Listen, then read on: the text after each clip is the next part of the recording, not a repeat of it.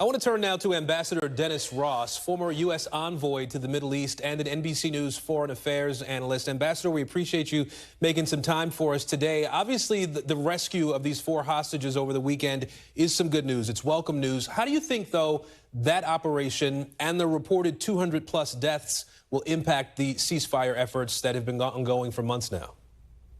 You know, I think that it may have an initial it may initially be something that doesn't contribute to doing a deal, but I would be a little bit hesitant to draw a definitive conclusion.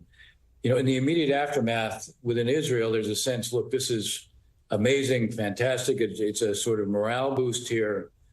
But there's also a reality that 6 hostages out of the 251 who were seized have been freed by Israeli military action. There's very little prospect that you could recreate what we saw over the weekend. Maybe there could be another rescue or 2, but again, the numbers will be very small.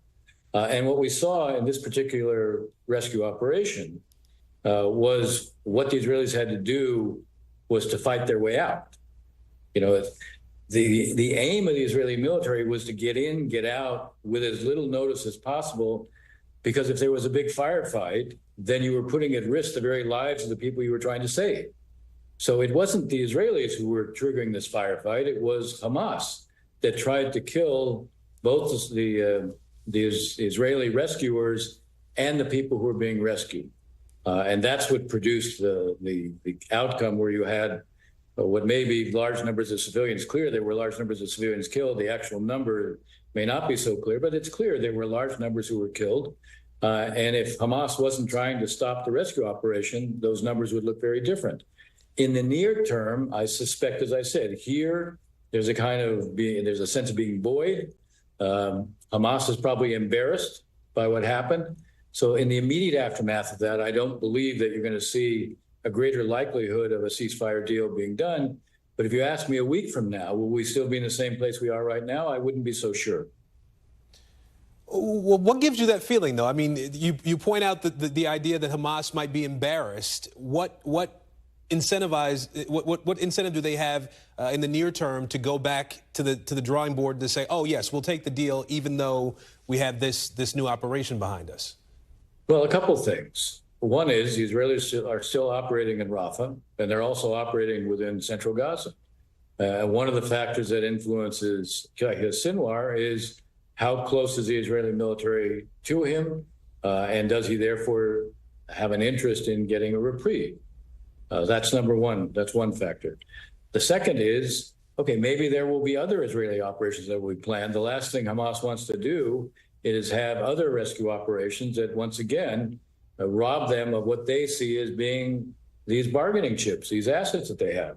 So I wouldn't conclude that necessarily from Hamas standpoint, everything is in a sense off the table. Number 3, I suspect that they will be under increasing pressure from Qatar and from Egypt, precisely because the Secretary of State is in the region. So this is not a static situation. I think we shouldn't draw conclusions based on this operation and say, gee, now it looks like it's impossible. I don't conclude that it's impossible. Having said that, when Yahya Sinwar is the arbiter of whether or not you can do a hostage deal, it's pretty hard to predict that you're going to see one. What do you think this does for Benjamin Netanyahu? We know that he's faced criticism from Israelis, from hostage families, for not doing enough to get the hostages home at different points during this conflict. Does this rescue operation change that? Is he going to see domestic pressure that he's been facing ease after the rescue of these 4 hostages, or does this embolden him to do more militarily? Yeah, I kind of doubt it. What is going to affect him more is the makeup of his government, with Benny Gantz and Gadi Eisenkot gone. They were, in a sense, a moderating influence. They limited the influence of the most far-right elements of his coalition, Ministers Ben-Gvir and Smotrich.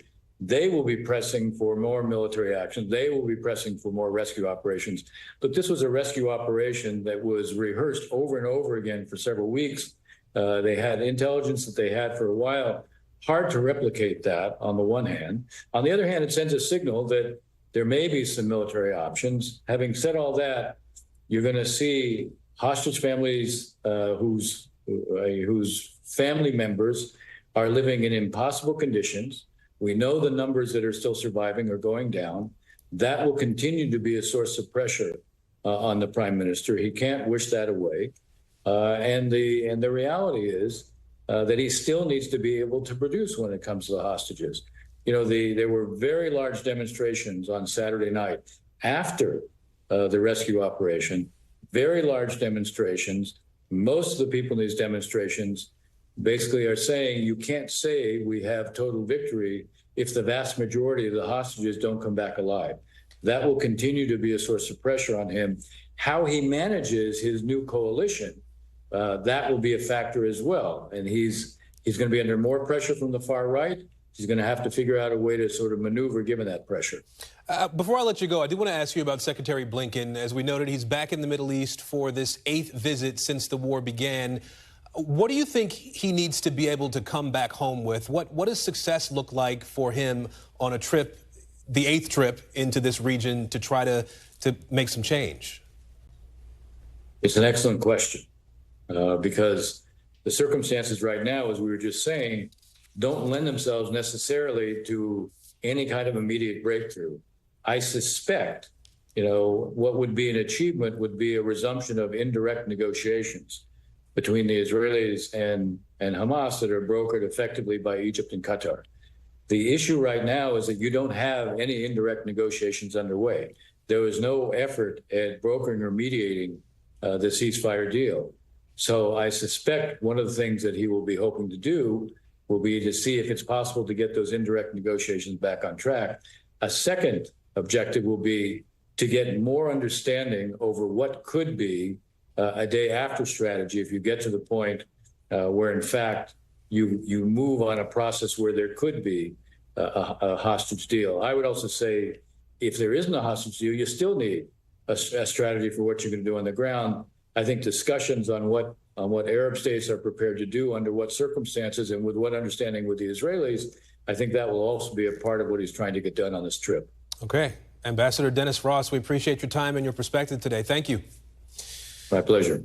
Thanks for watching. Stay updated about breaking news and top stories on the NBC News app or follow us on social media.